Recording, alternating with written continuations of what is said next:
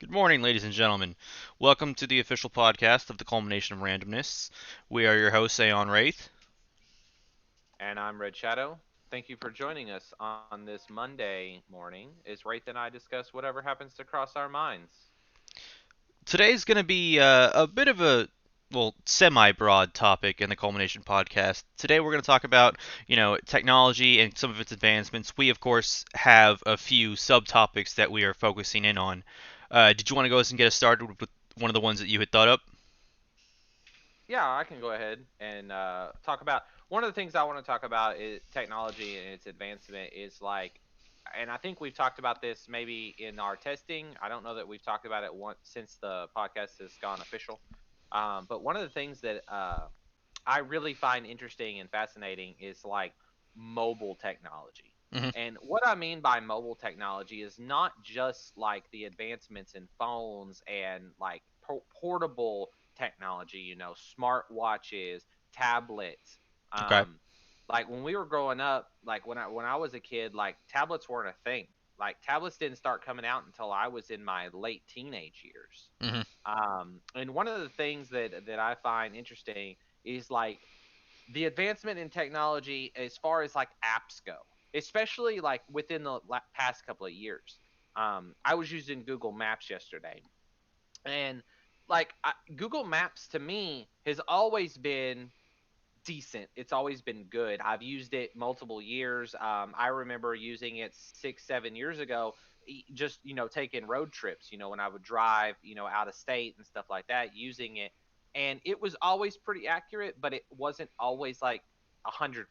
Hmm. And I'm not saying that they're 100% now. I'm just saying it's a lot more accurate. But one of the things that I found interesting, and Demon actually pointed this out while we were driving yesterday, is I had my GPS up on the dash or my phone up on the dash, and I was using it as GPS using Google Maps, and there was a little speed down in the bottom left Hmm. hand corner, and it changed as we went to different speed zones. Like as if the speed was 70 miles an hour and we passed the speed limit sign, I'm talking within fractions of a second it Hmm. changed from the previous speed to the current speed. And I was just like, that's very interesting, and not only does it track the speed limit set by the state highway, but it also tracks my speed to Right. tell me whether I'm going too fast. And like the accuracy of it was like crazily like on par Hmm. with my speedometer in my truck, because my speedometer in my truck is a digital readout. And I mean, we're talking like milliseconds worth of change between my speedometer in my truck and the speedometer on the GPS. Hmm. And I just thought that was interesting, you know. Not to mention, there's multiple times that I've gone through like roadwork construction on interstates and stuff like that, and it tells me when I'm like 5 miles away, it's like you can be delayed, but you can take this alternate route to avoid any delays. Or you can take this alternate route. It might add 5 minutes, but it's going to save you ultimate time because you're not going to get stopped in traffic. Hmm. And I just found that's fascinating because it used to not be like that. And moving on from maps and stuff like that, one of the things that I find very interesting is like not necessarily health monitoring, but like different trackers and stuff like that, like Fitbit, Hmm. smartwatches, stuff like that. I remember whenever I can't even remember what it's called, but I think it was the Gear, maybe the Galaxy Gear. It was like the very first, excuse me, the very very first like smartwatch that I personally owned. Mm. And it was kind of big, it was kind of bulky. It didn't have a whole lot of features. It did have a camera on it, which was kind of weird because I don't think a lot of smartwatches nowadays have cameras. But it's just interesting how far technology has come in such a short span of the last 5 years. You can wear heart rate monitors, on your wrist. Now they're probably not as accurate as a heart rate monitor that you would wear around your chest or some of the sports industry fitness trackers and stuff like that. But like the new Apple Watch, even though I'm Hmm. not an Apple type of person, Like the new Apple Watch supposedly, can alert they can alert, 911 if you were to flatline, or if your heart rate is to get too crazy, you know, it can detect like arrhythmias in your heart rate and stuff like that. And I just think that that's very interesting, you know, where that technology could go in a few more years, Hmm. you know. Not to mention, inner technology.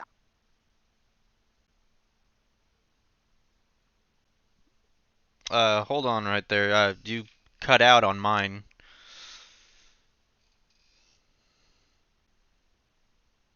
Hold on.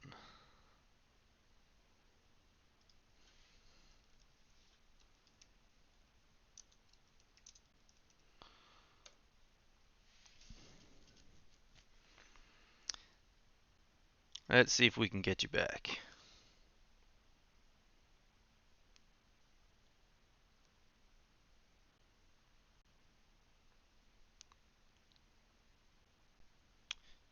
Sorry for this, ladies and gentlemen. Sometimes there's technical issues that you just can't foresee.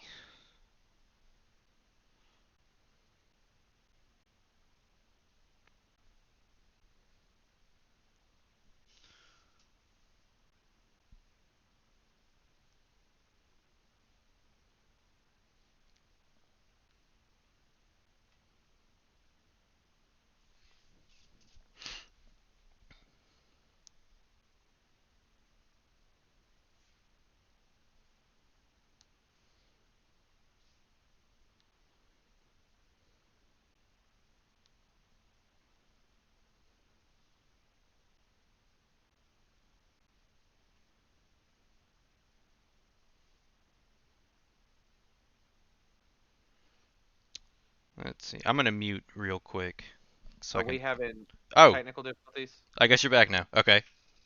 Yeah, we were having technical difficulties. All right, where did I cut out at? Um, that's a good. Hold on. Let me think. Uh, we were talking about arrhythmia and Oh, calling 911. okay, okay. Yeah. So sorry about that. I guess my headset, or whenever I don't have sound coming through the earpiece, sometimes it disconnects because Mine does something similar. Yeah. it doesn't like count my voice, I guess, coming through the headset as activity. It only counts like, and you haven't spoken in a while. Yeah. Sorry about that. Oh no, it's all good. I saw the text and I was like, oh no, as I didn't hear you anymore, and I was like, Yeah. oh no. All right, so little snafu. We apologize. Back to what I was saying. The Apple Watch and its arrhythmia detection, and like pacemakers. Mhm. Yeah. Coworker of mine, like I said, I don't know if you heard that, but the coworker of mine has the internal defibrillator, which can shock his heart if it gets into an arrhythmia and put it back in where it needs to be. Um, and then on top of that, just the GPS accuracy, phones and in general, have gotten better. More RAM, more memory, more power. I mean, you can use your phone now basically as a computer replacement. Obviously, you're not going to have as many, monitors, or the screen's going to be smaller, but I mean, you can use that phone as a computer. You have word processing apps, you have Excel, you have PowerPoint, you have email, YouTube Mhm. videos, like anything. Like you can use your cell phone as a computer.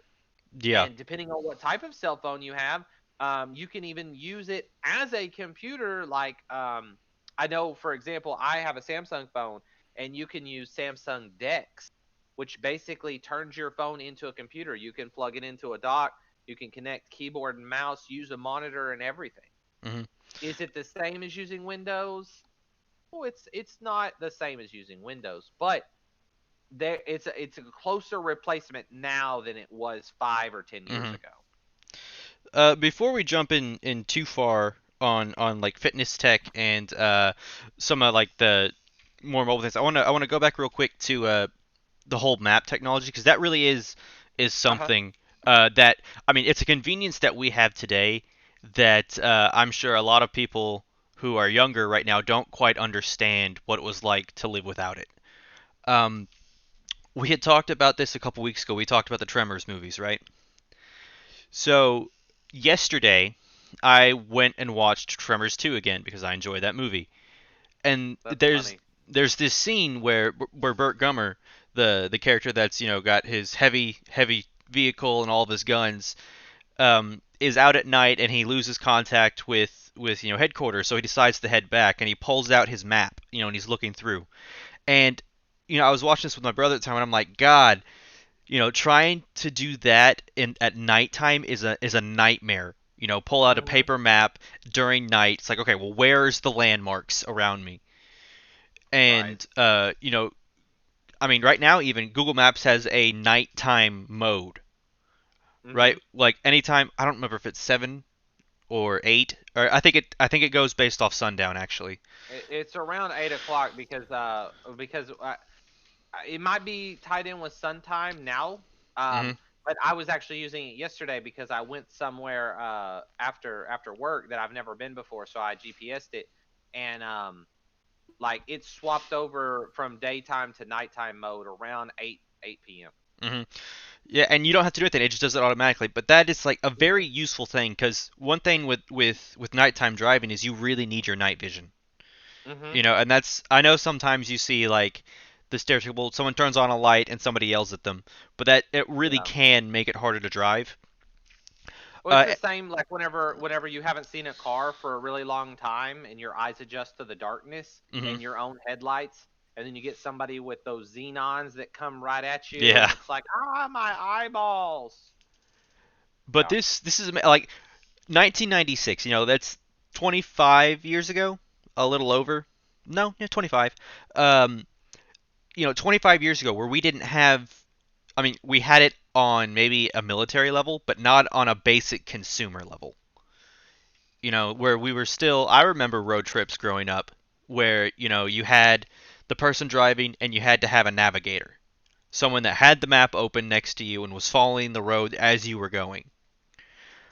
And now we're getting to things like on Google Maps even, you can switch mid going or like mid trip from that street view to you want to see satellite view. Well, it's like, okay, well, I want to see the Hmm. landmarks that are around me or around where I need to turn. Yeah. You can just do that, and that is immensely helpful. Did you mention the street view? Yeah. Oh, not Because not street that's view. I did the yeah. because that's even cooler, in Mhm. my opinion. Like, if you're having a problem like locating a specific house or something like that, say you got to Right. the road or you got to the area and like you can't find the specific house, and they're like, okay, well, it's a brown house. It gives a description of it, and say you don't want to drive down every little area right there. You can literally click the street view and just travel down the street like Mhm. on the phone and be like, "Oh, there it is. It's right there. I just need to go down this street and it's right there." And Mhm. then you can literally just do that. And now like we've been talking about Google Maps, which is Mhm. pretty good, but like there's also the app Waze, Waze, Mhm. uh, which has a lot more user generated content, I guess you could call it, where like as you're Okay. driving down the road and if you see a car pulled over, you in the app you say, "Hey, there's a car on the road right here." Or, "Hey, there's a pothole right here," or "There's some obstruction in the road." And when somebody else is coming along, it will pop up in their on their map itself saying, "Hey, there's an obstruction right there." I, Or I've never seen that app. or you can use the app to say, "Hey, this road is actually closed." It's like, yeah, Google's telling you to go through this, but they're doing construction right now. Or you can do whether someone stopped on the shoulder or in the middle of the road. It's very useful. I mean, it's easier, of course, if you have someone in on the side that can hit the buttons while you're driving. Mhm. But it's very very useful because it stays up where it's like, yeah, there's an obstruction here, and you can see how many people have gone by and said, yes, this obstruction is here. Mhm. But if it's not anymore, then when you go by, you say no longer here, so that the people behind you don't have to be worried about that anymore. And Very it's interesting. It's, I mean, like that's the kind of things we talk about with like applications and mobile tech is some of this stuff that they're doing right now is incredible. I mean, it's integrated to all the different networks, and it does it in real time. Now there are a lot of people, out there that are upset or fearful or mindful, whichever way you want to put it, of companies having this kind of information. Being able Hmm. to track your location, being able to find out where you're going, where you've been. You have targeted ads now. Like it's kind of crazy if you think about it from a like paranoid, sort of state. But if you Hmm. think about it as a technology advancement, it's actually pretty cool, because like now whenever I see ads and stuff on YouTube and I see ads around Google and like whenever I'm looking on different websites, like all those ads are targeted specifically to me. And I'm not the type of person that falls for like if I see something or an ad for something, like it doesn't make me want to buy it any more than it normally would Hmm. because I like I do not buy things that I don't want to buy, Hmm. if that makes sense. Like if I could see 5,000 ads and it's not going to make me want to purchase that item any more than any other day. Well, it's like think about it like if you're a big fan of a specific type of restaurant, like let's say you like barbecue, Mhm. and like you keep seeing ads for like a barbecue chain that doesn't exist in your town. Mhm. You're not gonna go there. No. I mean, like maybe But if it you're is. somewhere else you might, but like you're not gonna go and change your lifestyle just because of this one ad. No, and the thing about it is I look at a lot of computer-based stuff. Like I look at computers and computer parts and stuff like that. So it's just nice to be able to see ads that have computer parts on them, just because, like, to me, it's just something nicer to look at than like a shoe ad or Hmm. a clothing ad or an ad for this or an ad for that. The only ads that really get me, but they don't even really get me as far as like having to spend money. It's just like ads for new movies that are coming out. I'm like, Mm. oh, well, when that movie comes out, I can watch it because I have that subscription service. Like that one's coming out on Amazon Prime. Oh, I have Amazon Prime. Well, I'll watch that when it comes out. Hmm. Oh, that one's coming to Disney Plus soon. All right. Well, I'll get that movie when it comes out, or I'll watch that movie when it comes out. Hmm. Those are pretty good. And then speaking of fitness tech, I have the Fitbit Sense, the most recent model of the Fitbit Hmm. watch, and man, every day I am learning something new that watch does that I didn't realize. So there, after I got it, there was a couple times where I'd get a phone call and I couldn't hear them, like the people that called me, and I didn't know why. Hmm. And it turns out that the Fitbit Sense actually has a function that you can take the call through the watch. I thought it was like my previous watch where you answer the call on your watch, but it still comes through your phone. Hmm. If you answer the call on the watch, the audio comes through the watch, and there's a mic on the watch that you talk to as well. So you just do a whole phone call on your watch like a secret spy agent, which was just kind of neat. Yeah. And then I can't necessarily send a text message from my watch like Hmm. you can from other smartwatches, but if I receive a text message and it comes in my notifications, I can reply to it via speech to text, Yeah. and that's just that's like so cool. I mean, that's what I think of when I think of James Bond is that kind of stuff, right? Yeah. And some of the stuff that we thought was outlandish back in the 90s and even early 2000s is commonplace today. Speaking of the calls, real quick, I kind of want to segue just a little tangent. Hmm. Like my mother, right? My mother has an iPhone and an Apple Watch, right? And the cool thing about it, and I know that other smartwatches do this. This is not Apple specific. I think Samsung does it. Any watch that also has a standalone like service Hmm. can do this, I believe. But my mom, she has a standalone service for her Apple Watch, so she doesn't even have to have her phone with her. Yeah. She can leave her phone at the house. Like if she leaves her phone and say her phone's almost dead and she like forgot to charge it or whatever, she can leave her phone at the house and go to the grocery store, and as long as she's wearing her watch, she can still make and receive phone calls. She can make and receive texts, and all this stuff just from her watch. And I've seen her multiple times where she'll get a phone call and she'll be at like outside because my mom's a smoker and she smokes outside.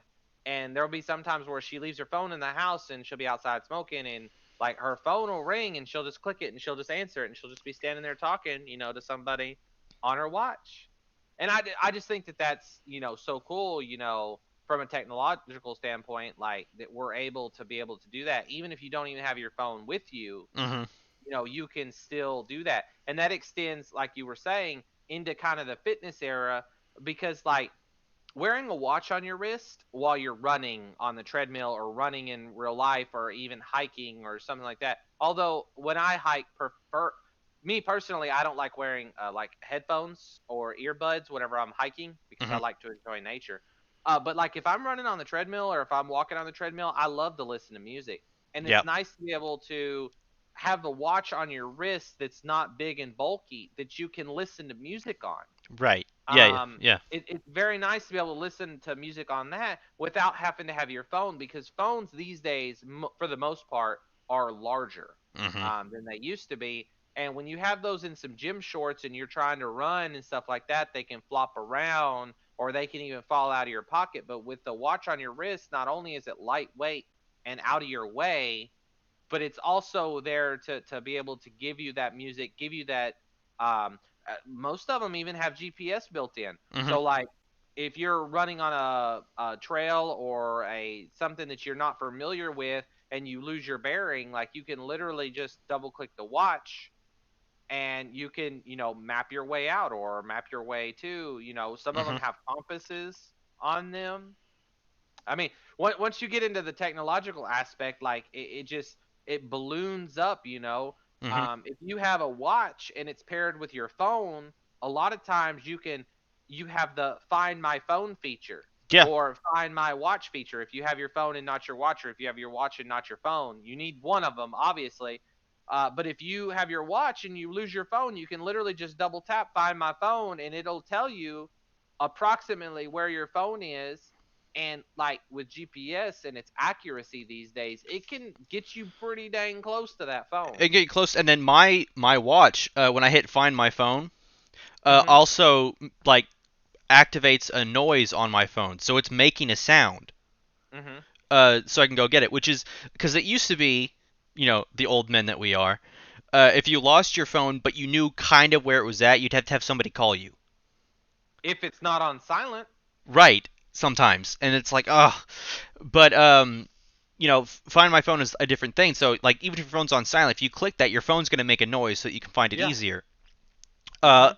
and of course, a lot of these fitness trackers are now also smartwatches. So like, you can do a lot of things on smartwatches with apps, and you can put similar apps now onto fitness trackers.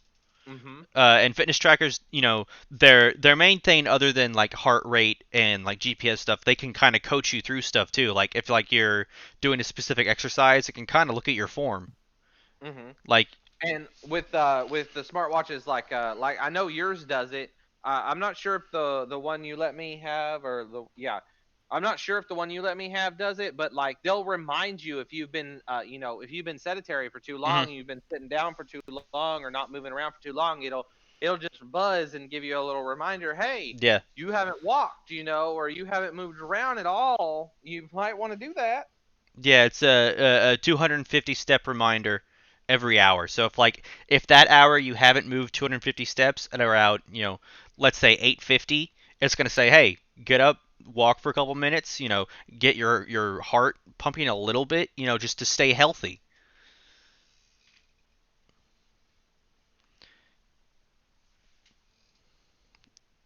Do you want to keep talking about mobile technology, or you want to segue into the next little topic that we've got for today? We can go ahead and segue into the next thing. So one of the things that I kind of interested in, and I look at quite frequently, is 3D printing in general. Mm-hmm. Uh, and I still remember when the first like 3D printers came out, and it was that blew my mind. And I don't know about if you're over on some of these subreddits, but there's a subreddit called Functional Print, where people I've seen it. Hmm. but I'm not subscribed to it. Yeah, people post stuff that they have 3D printed that you can actually use. Like it's a functional thing. It's not just a decoration piece. Hmm. Um, and of course, I mean, to get these functional prints, you can either download the blueprints online or you can design it yourself using an AutoCAD, or like a program that you actually design its dimensions in. But one of the things that I wanted to talk about today in regards to 3D printing is some of the advancements in materials. So when they first came out with 3D printers, you had to have a specific type of plastic, that at this temperature could melt and then reform as it was you know put along. And I right now there's I mean they're sure I'm sure it's more expensive right now, but in the future it will be cheaper. We can even 3D print houses because I've watched a couple different videos where like you have this it doesn't necessarily look like a printer, but an extruder comes out and it's printing quote unquote wet cement in layers. Hmm. And it just goes around until you have the foundation up, and you can. It's very useful to be able to do that because, well, first of all, if you're printing in concrete, it's going to be strong and resilient. I mean, because it's wet, so you can still go through and while it's printing, right, and put in rebar, or you can have rebar put down first while it's printing, sort of thing. Hmm. Um, because like one of the things that we've been looking into for space technology is being able to 3D print a habitat because sometimes it's not always easy to bring you know something to live in to another planet. That'd be kind of expensive, so you kind of have to make it there. But Hmm. if you have it in condensed units and are able to expand it to what you need, then that's great. um and one of the other things that Shadow and I had been talking about right before the stream is the fact that we can kind of print tissues now, and the fact that we're on our way to being able to print, you know, organs or muscle fibers and stuff like that, which will be great in the long run because it used to be, and I'm not saying back when we were kids, but like back in the 1700s, right? If you broke your leg wrong, your life was over. Hmm. Because like if you broke your leg wrong and just lost the ability to walk properly, you couldn't do 90% of the daily tasks that you had to do. And we've come a long way in medicine in really just these past 50 years or so. Like I mean, we've had a very long way we've come in medicine, and with the advancements that we're having in 3D printing, I'm sure we're gonna keep going down that route. Um, Right. like humans won't be immortal. That's an impossibility. That's not the way that nature works. But Hmm. we will we will have a much easier time fixing, minor things that are wrong with us in the future. Yeah. Back on the 3D printed house, did you see the article on Reddit where they actually have full 3D printed houses that they're the article I read was there was a homeless gentleman in I believe California. Hmm. He is the first person to be able to move into and live in a fully 3D printed house. I had not seen that particular article, no, but like I had seen articles of when they were still in the testing phases, Yeah, of. no, Hmm. it's they completed the first one. I'm not sure exactly how they're going to set it up, but I know that they're wanting to give these homes to some of the homeless out in California, because it's such a Hmm. problem out there, and they're not large, they're like single room, little kind of what do you call those studio type little Yes, studio buildings, apartments. Yeah, I got what you mean. Yeah. but they are, they're very nice. They look Hmm. very nice on the outside. They look very nice on the inside. They're painted. They have roofs. And to be honest, like unless you knew that it was a 3D printed house or you'd seen a lot of things that were 3D printed, you might not even know that it was a 3D Well, printed because house. here's the thing. Like right now, when we think of a lot of houses, just because of the industry, right? It's a lot of drywall. You have your Hmm. foundation set up, and then you put drywall around it. Um, but like 3D printing, putting down layers is not something new.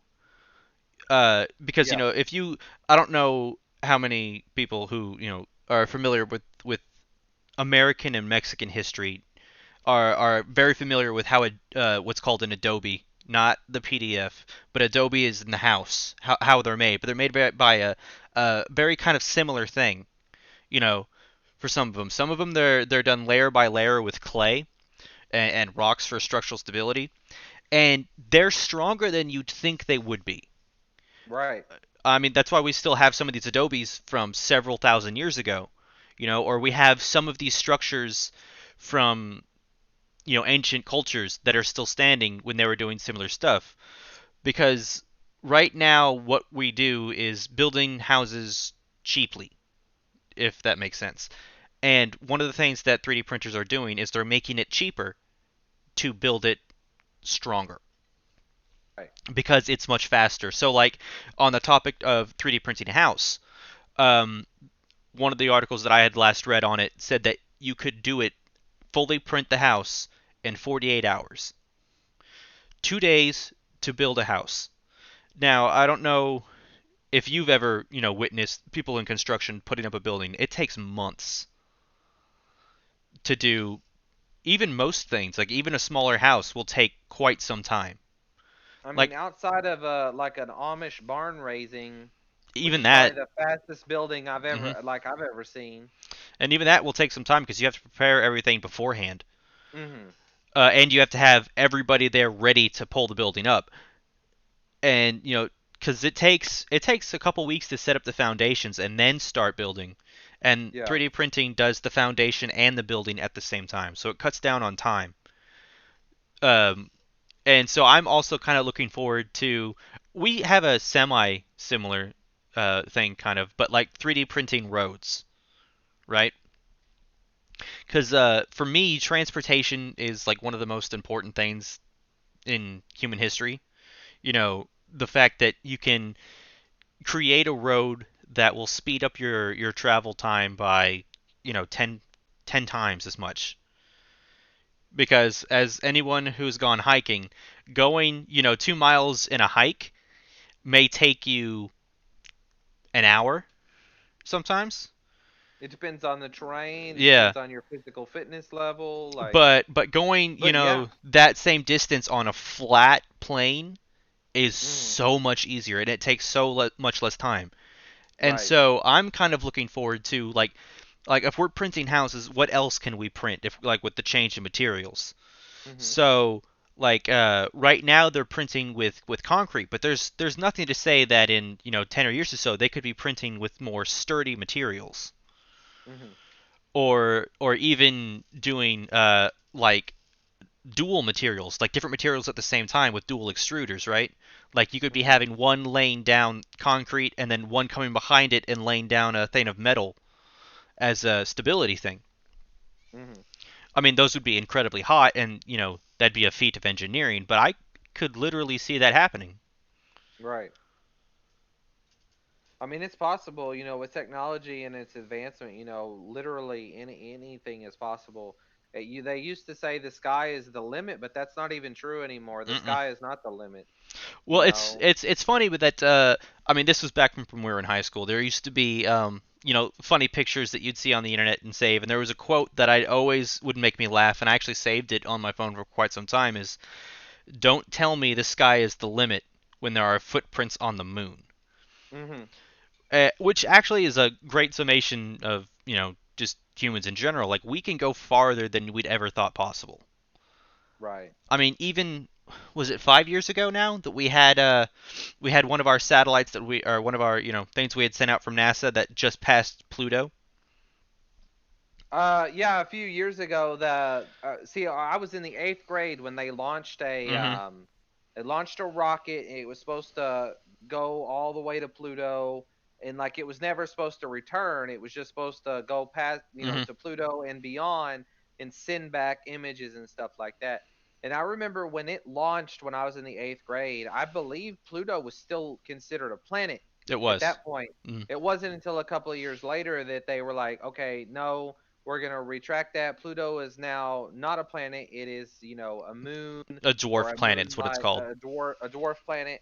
and but the rocket was still on its way. There was no way to turn it Mhm. around. There was no way to control it. Like, it was just on its projected course, and away it went. you know Mhm. but speaking of things that we've sent to other planets, think about the things that we've sent to Mars. We have a new Mars rover that landed on Mars sometime in the last year. Mhm. In fact, I just watched a thing on Reddit shortly before the stream Yeah, I heard that about on the news. Yeah. the little helicopter that they put inside the deal. It's went through all its testing, and it actually flew for the first time today Mhm. on Mars, or the first time yesterday on Mars. So that's the first time that they've ever had a rotary type aircraft fly on an alien planet, Mhm. or another celestial body.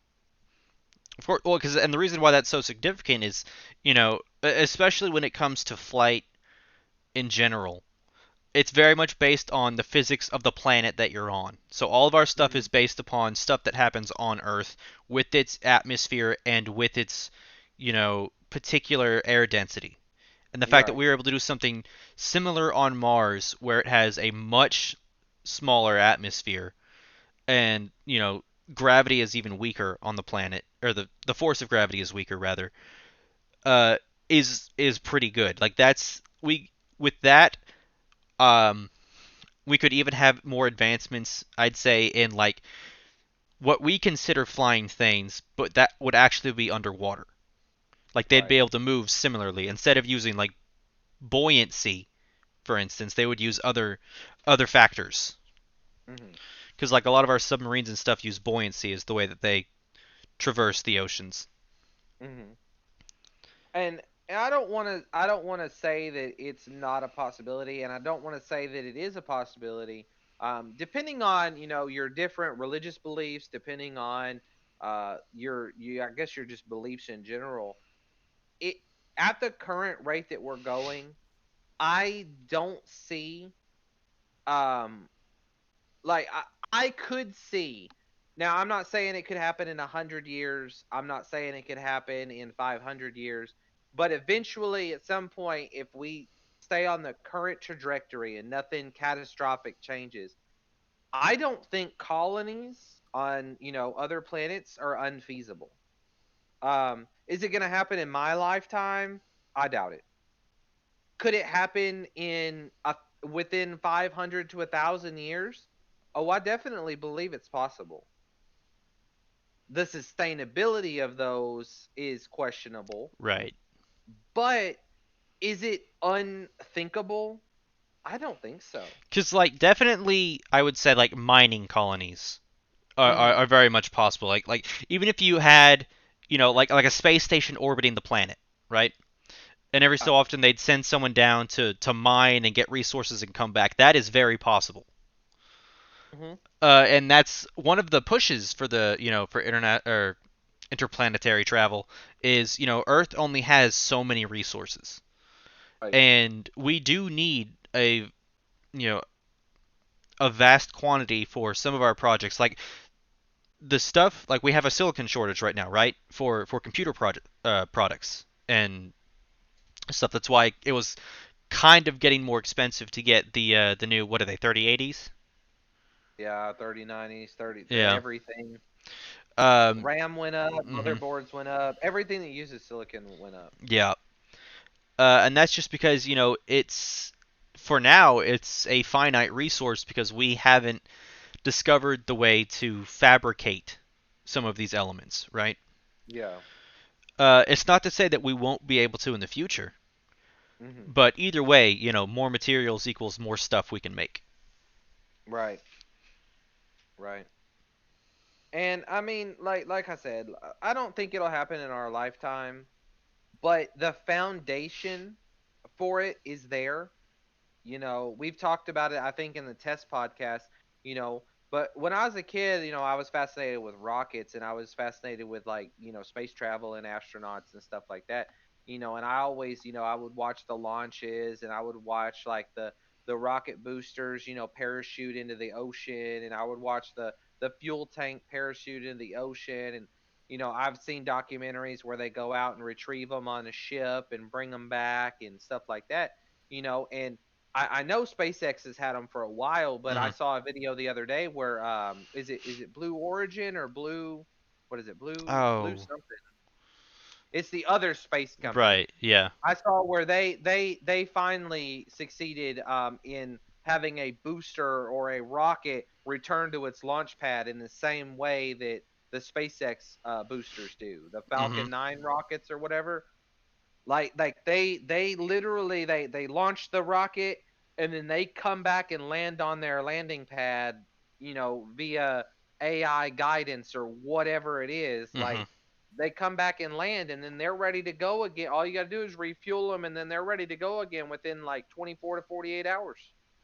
This is a bit of a tangent, but speaking of this, has really reminded me. Like one of the things that you can tell how amazing technology is right now is that we have a video game called Kerbal Space Program, which is actually very detailed uh, in almost simulating what it's like to build rockets or to do interplanetary travel, right? With calculating trajectories, with calculating like fuel needs and stuff like that.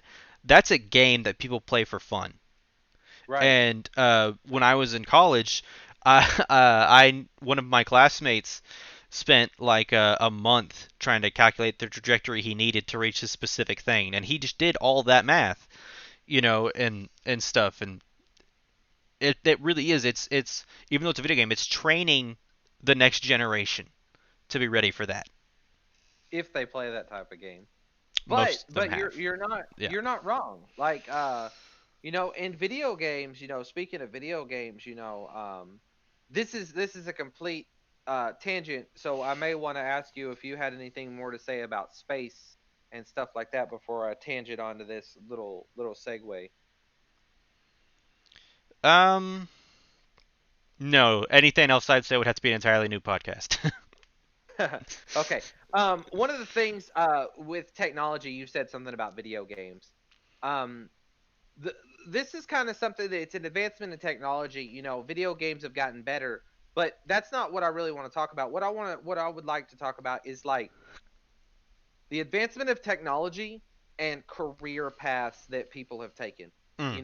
When me and you were in high school, um, when people said, "Oh, you want to make a living in video games, or you want to make a living," like you couldn't make a living playing video games. Mhm. Now, if you wanted to make a living based around video games, you could go to school to be a marketing manager, to market for video games. You could go to school to be a programmer, a digital artist, stuff like that to make video games.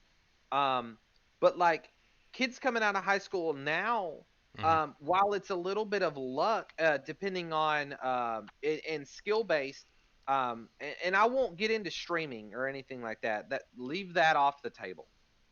You can make money in streaming, you can make money in YouTube, but that's not what I want to talk about. What I want to talk about is like nowadays they have scholarships for esports, right? Right. Mhm. So like if you're good at if you're in high school and you're in junior high, high school and like stuff like that, and you're really good at like NBA 2K, or if you're good at like some of these football games or even some of these racing games and stuff like that, they actually have college scholarships to go to school for esports. And esports is a broad umbrella, Mhm. but those are paid scholarships for playing video games. You know, that's a technological advancement in my mind. Mhm. You know, and the whole esports genre. I know it's a big umbrella, but like they have e-formula racing, where they have like virtual reality kind of little cubicle type esque, Mhm. Formula One racing simulations, and they're for prize money. They Mhm. have all their drivers come in, sit in the booths, they do the race. The person that comes in first place wins money. They have basketball tournaments all online. They have basketball tournaments, hockey tournaments. You know, then they get into like the shooter games and stuff like that. They have tournaments for those too. So when kids say, oh, I want to be an astronaut, oh, I want to be a doctor, oh, I want to be a lawyer, oh, I want to play video games for a living. 10 years ago, that was not a thing. 15 Mhm. years ago, well, maybe 10 years ago it could have been. But 20 years ago, that was not a thing. Like you couldn't be like, "Oh, video games is something I want to do for a living." Mhm. Not realistically, Well, I mean, unless you were talking about making them, right? even 20 years ago, saying that you wanted to go into making video games, people would look at you like, I don't know if that's a career path. They'd say Yeah. do that as a hobby, sort of Mhm. sort of thing. Not realizing, of course, that that's one of the most time-consuming kind of things you can do. You Yeah. know, um, but speaking of virtual reality, actually, uh, some of the stuff that you can do now, and I'm sure that we'll be able to do in the future using those kind of headsets, could be really interesting. Because like you were talking about esports, right, and scholarships for Mhm. stuff that you can do from one location and still be across the world. You don't have to fly across the world anymore. You can do other kinds of tournaments in virtual reality, right? Like Mhm. it would be interesting, but you could somehow even do what we would consider normal sports in virtual reality. Like Yeah. if you had certain systems in place, you could do like fencing, or you could do maybe not judo. That's you really need weight to do that. But other sports that we typically think of having to be you know in a big open space. Mhm. You might not have to be in a big open space. You could have it in a much smaller arena due Right. to virtual reality.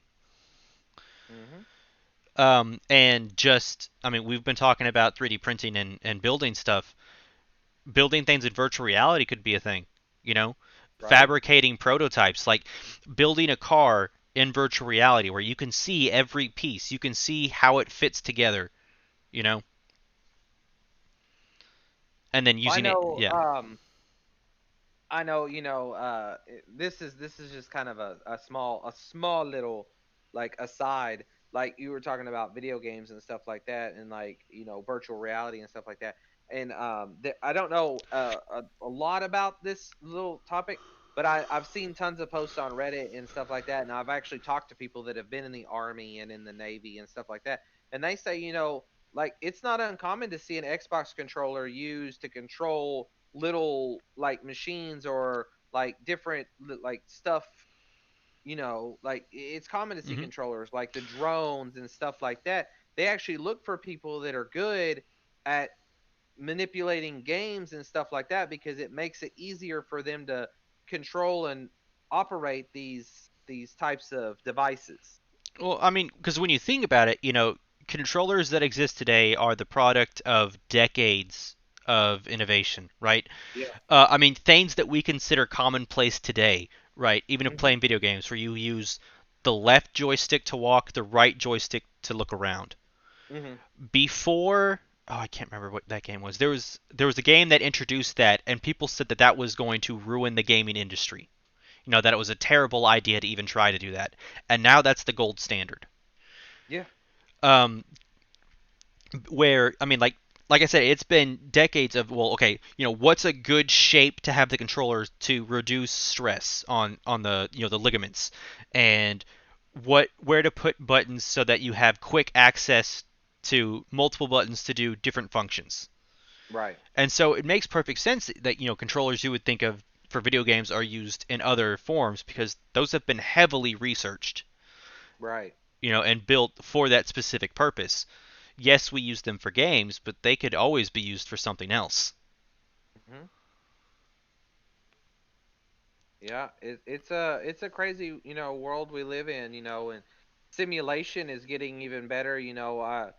I've never played it personally because it requires a very beefy PC, but everybody was talking about Microsoft Flight Simulator.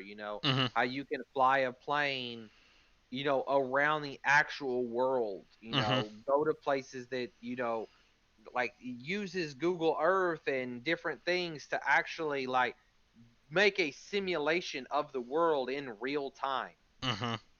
you know. And I've seen it going around Reddit here a lot lately. The guy that's got those augmented reality like glasses, where he puts the glasses on or he puts the VR headset on, and it like puts him in the cockpit of a plane, and he Hmm. can like look around and he can see the plane. You know, it's crazy. Well, it's funny You that know, I don't know if how much you remember this. There was a series that we used to read called Spinward Fringe, which is a sci-fi series.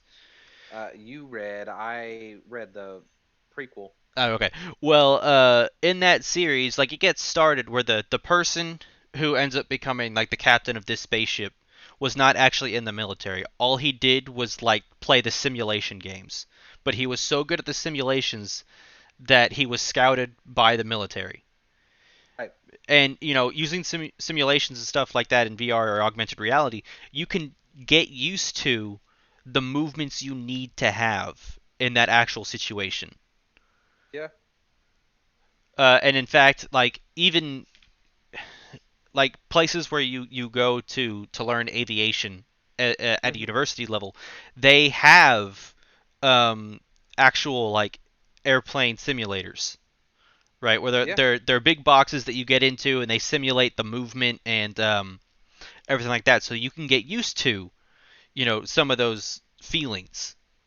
In a lot of places, and this has been around for years, but you have to have so much flight simulator time before you can actually fly a plane. Hmm. Like that's a thing. And it's been a thing for a long time, you know. I remember seeing some movies talking about it as far back as like the 90s, where they had to do flight simulations, and like even NASA and stuff like that Hmm. have to do flight simulations, and they do like rocket launches and stuff like that. They do those in simulation Hmm. long before they're able to actually do it in person, Hmm. because in that case that could be a life or death scenario when they're blasting off in that rocket, you know. Hmm. So you want to simulate it and get it all down, like 100% certainty before you actually commit the act. And that kind of stimulates, like technology is almost good enough now that like I'm not saying it's instantaneous, but kind of like in the Matrix, where they kind of like loaded up the fight program, Hmm. right? And he was fighting the other guy in virtual reality. They weren't really fighting, but you were learning how to do that, and your mind doesn't know the difference really between the mental and the physical. Hmm. If you practice something enough in your head, you can turn it into a physical reaction as long as you have the physical capability for it, Right. right? Or So, even like when you do an action so much that you don't even have to think about it anymore. mhm, Muscle memory, where your brain has so used to that motion, it takes no extra mental power to do it. right. And for I don't know, but I personally have been driving for about 14 years, 15 years almost. Like, I don't think about driving. I was thinking about this the other day whenever I was talking to my brother, and like, I don't even think about driving anymore. Uh, Sometimes, like, I'll be driving and I'll be fully 100% paying attention, but I don't have to give 100% of my brain power to it. Hmm. Because I've driven for 15 years. Like I can stay in the middle of the lane. I can follow the speed limit. Like, I know exactly where to put my foot on to gauge like the speed limit. Like, there's been times, like some people I know like have a tendency to speed, or they have a tendency to underdo. But like if I'm not paying attention, all of a sudden I look over at the speedometer, it's usually right on the money, Hmm. or pretty like a mile under or mile over. Like, I'm pretty accurate when I'm driving, like as far as speed limit. And sometimes, like when I go into speed zones, because I drive the same route to work every day. Like, sometimes I don't even think about it. I automatically slow down whenever I get into, like, when I pass the speed limit sign. Like, I see the speed limit sign, but like I don't really register. I just automatically slow Hmm. down. Like, I don't have to look at my speedometer to know that I'm going the designated speed. I do, but I don't actually have to. Hmm. You know what I mean? Right. And like with anything, it's like we were talking about that video, about that guy that throws the football.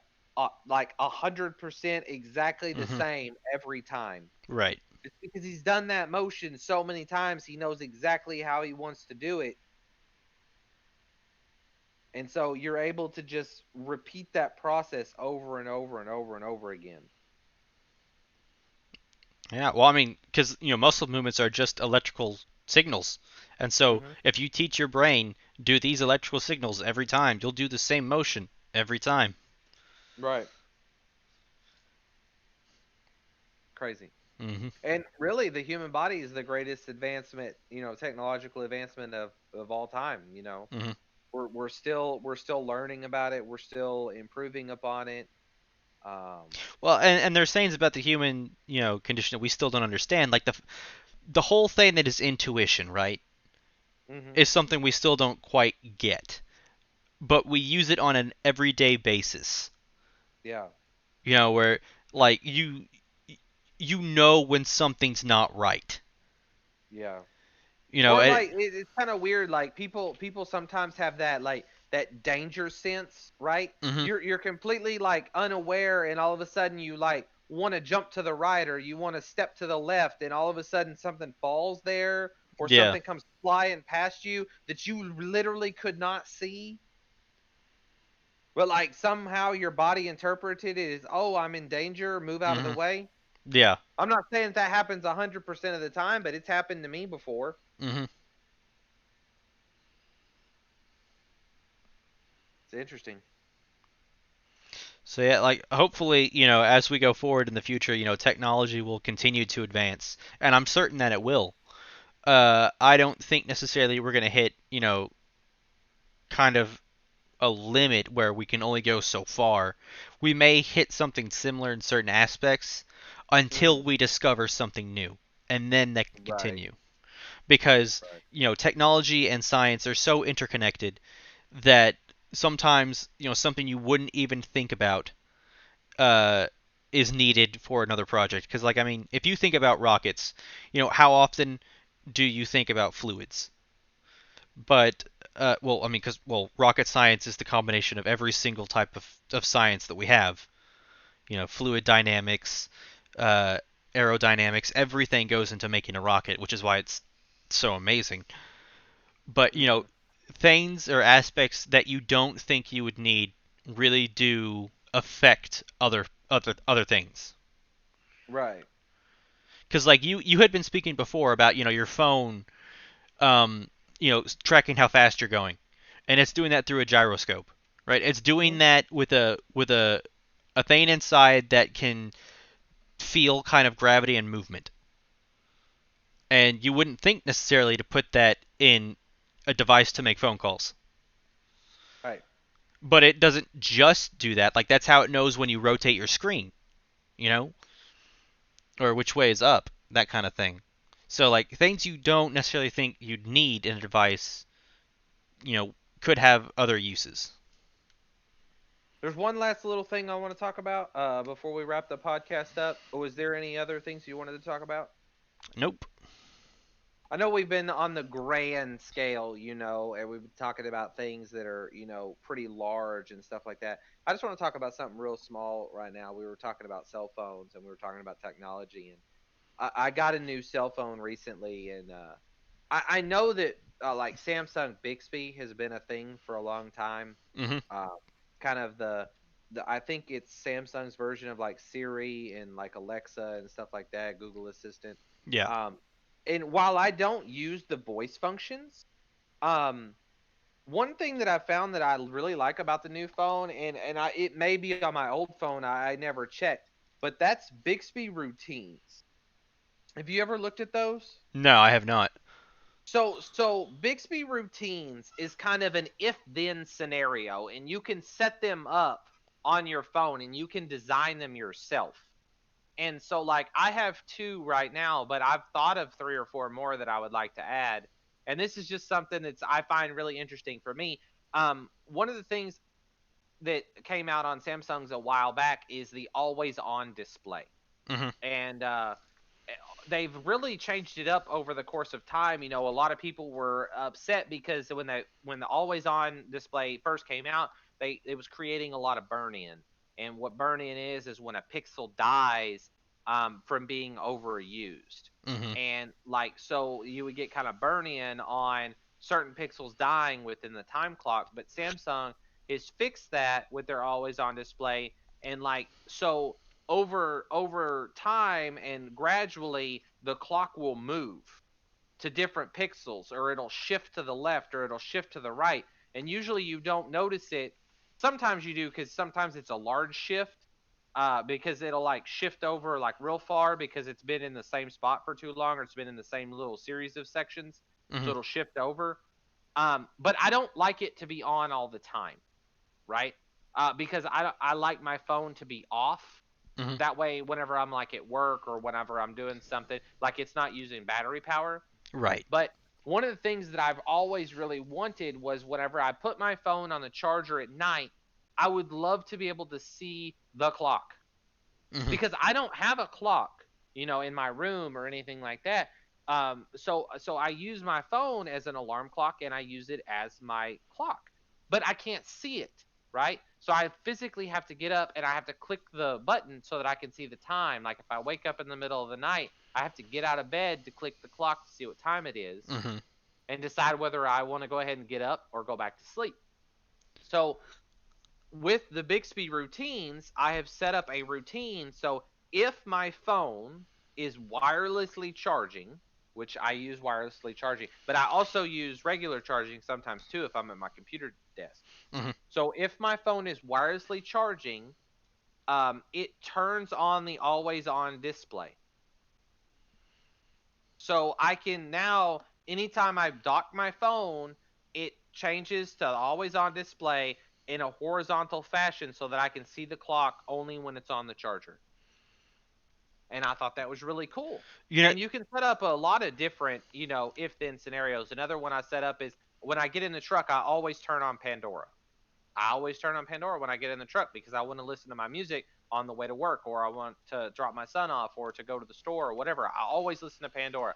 I don't ever listen to the radio. I always listen to Pandora.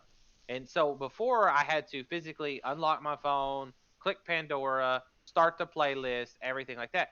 So I set up a routine so that when my phone is connected to Bluetooth, my truck, it opens and starts Pandora. That reminds me. This was several years ago now. Back when I had the Samsung Razr. Uh huh. They had a, I guess, alpha version of that kind of. It was called Smart Routine at the time, and I used to use that so much. Where like I had set up a thing there where I had this class at this time at this day, and I have a routine set that says, okay, when this class is in session, my phone is on vibrate. Hmm. And I used to use that all the time, and they unfortunately took that away in some of the later models. But I'm glad to hear that that's coming back, and it's actually much grander than it used to be because they only had a specific few things you could pick, right? Yeah. You couldn't necessarily customize to the effect that I would have wanted to. Because like it'd be nice now, like if you have some sort of thing like you have your location services. When I'm at this location, you know, put my phone on silent. Like if you're at church or something like that. Yeah, you can set it. You can set it with places like GPS tag locations. Hmm. There's one, and it was popping up for a little while, but I silenced that notification because I don't have a problem remembering where I parked. Oh, okay. I don't have that problem. Like I've never had that problem. I don't understand people that do have that problem. Well, it's nice to be I, you. I mean, I'm sorry. If I park somewhere, I remember where I parked and I remember how to get back to where I parked. Like I've never had that problem. I've never been like, where did I park? Like I just don't have that problem. Or maybe it's because I always park in the same spots. Like if I go to Walmart, I always park in the same spot. I know because it's like, or in the same little area, right? Right. I always want to park next to a planter, and this may be my OCD a little bit, but like I always want to park next to a planter, right?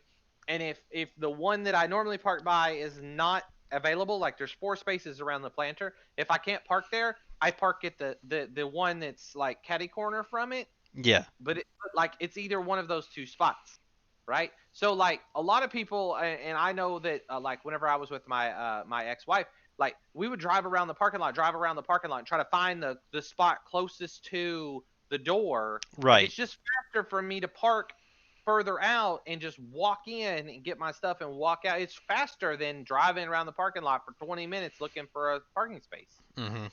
I just park farther away and walk. But there's a Bixby routine that you can set up so that like when you park somewhere, you can have the thing say when you park or when Oh, you okay. exit your vehicle, it'll mark it'll mark it with a GPS tag Interesting. so that whenever you come out, you can just GPS back to your car. Interesting. Or you can Yeah. take a picture of it so that you can remember where you parked. It's kind of different, and you can set up multiple routines. So like I like Wi-Fi to be on when I'm at the house, Yeah. but I don't like my Wi-Fi to be on when I'm not at the house because I don't want it constantly searching for network, Right. Right. and I don't want it to like automatically connect to some. It doesn't normally, but I've seen in the past like different devices, not my phone, but I've seen different devices where it'll connect because it's a free network. It'll just automatically connect, and I don't want it to do that. So, and I don't want it searching either because that does use a little bit of battery power. Right. So you can set up multiple like routines. Like you can set it up so that like when you're at home, your phone is not on silent. Or you can set it up so like when you're at home, Wi-Fi is on. You can set it up so that when you're at home, Bluetooth is off or on, depending on Mhm. like you can set up multiple routines for the like you can't put it all in one routine. Like if Right. you're at home, do this. But you can set up multiple routines. So if you're at home, do this. If you're at home, do this. If you're at home, do this. If you're at work, do this. If you're at work, do this. If you're at work, do this. And you can set up, as far as I know, as many as you want. You know. And I find that's cool. That you can do those if then statements, and that should actually be on your phone too. By the way. I may have just ignored it because I've been ignoring Bixby Yeah, everything. that's why I said I didn't look on my old phone, but it's under Bixby. And Bixby was on my old phone. I just never used it because I was thinking, oh, it has to be the voice thing. Right. Like I don't have the voice thing set up. I'm not interested in that. There's been a very few times where I was like, I wish I had Bixby Mhm. or Siri, because like my brother has an iPhone, and sometimes he'll be like, Siri, flip a coin. Like if Oh he's having yeah. a hard time deciding between like two options, he'll just be like, Siri, flip a coin. She'll be like, flipped a coin, it was heads, and he'd be like, okay, and then she just shuts off. You know, Mhm. but like there's sometimes like whenever say you're across the room or you're a little ways away from your phone and you just like want a real quick Google search or a real quick this or a real quick that, or you want to turn your music on real quick. Like I could see applications for it, but me personally, I've never really been interested in it. Yeah. One place I could think of it being really, and this goes for any like voice assistant, right? Like when you're in the car, like you could tell it to turn on the radio or to mute the radio or whatever. And that kind of segues into like smart houses and Alexas and Google Assistants and interconnected speakers and like smart home technology is another technological advancement that's really come up over the last few years. You excuse me, you can have interconnected you know cameras. Mhm. You can get alerts, like the ring cameras and other cameras. You can get alerted whenever there's movement outside your house, or you can Right. get a trigger warning whenever your front door opens or closes. Like you can even set it up so that you can have windows, like if windows open or close, you can have alerts for that. Yeah. Like it's so crazy. You can have different speakers set up in different rooms of the house, and you can be like, play music in the living room or play music in the whole house. And like it's kind of crazy, like with technology, and a lot of that nowadays is voice activated. Mhm. you know they've got the Amazon Fire TVs with Alexa, where you can just be like, Alexa, play this or play this movie or open this music or whatever. And like I don't use it personally, but a lot of people do, Mhm. and it's super convenient and super like like it kind of trivializes little like nuances or little aspects of your life. Yeah. But anyway, that was my last little tidbit on the like technological advancement, and that was the kind of smart home kind of voice activated stuff. Yeah. Yeah, because I don't necessarily need like voice activated stuff, but like I do like I do like setting like if then statements, Yeah, uh, for it to follow, or in something like giving it like an idea of what to do in certain situations. Because one of like the things. Yeah, go ahead. it just that kind of thing makes things easier. And to me, I have no sense of it being easier just to say it than I do just to go and type it. Right? Right, It takes me the same amount of time. right. Maybe it'd be different if like my phone was on the other side of the room, but I've always got it with me. So Right. And see, the thing about it is like I don't use voice technology yet. Like I don't use it because like you said, like I always have my phone with me or it's close by.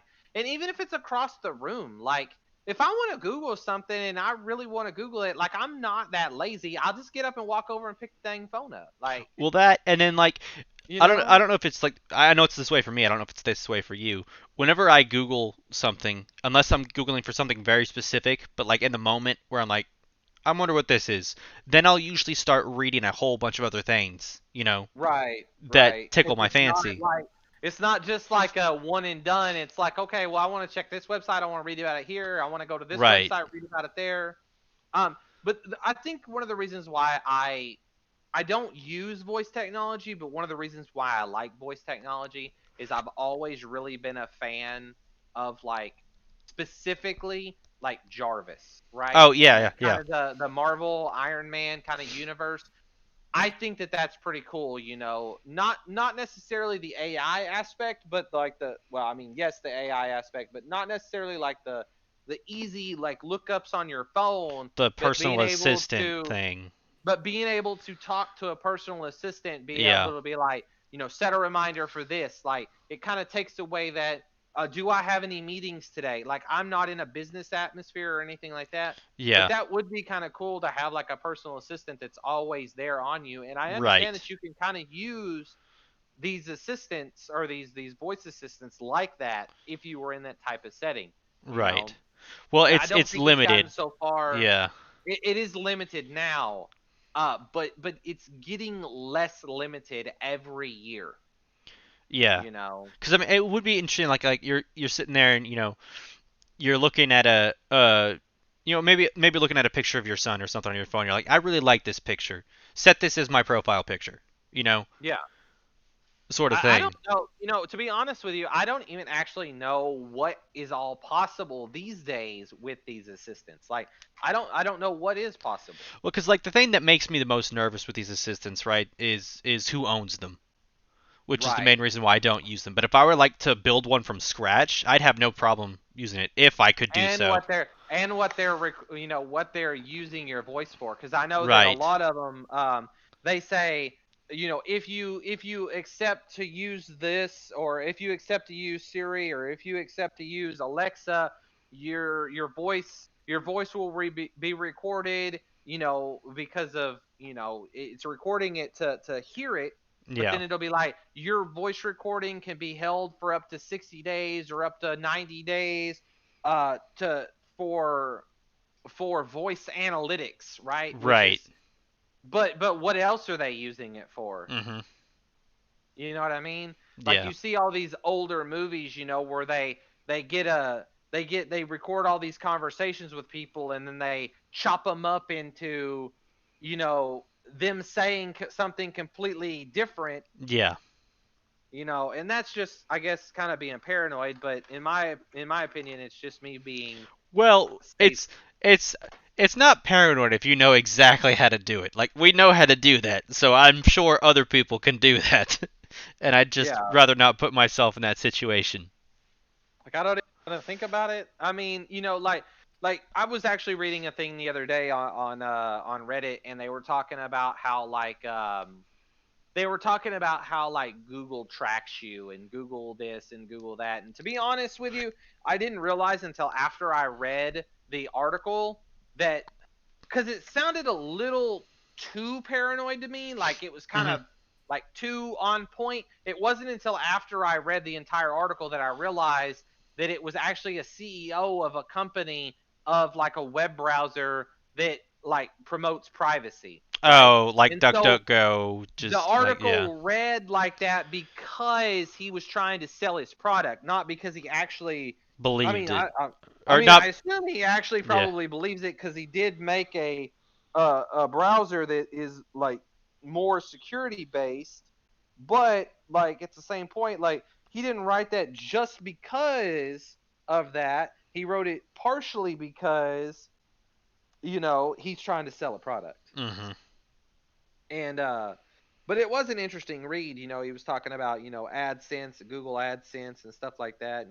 And me and Demon have talked about that, and I know I've talked to it about you before. Like I understand, Google using, like Google Assistants and stuff like that to, target your ads and your browser history to target your ads.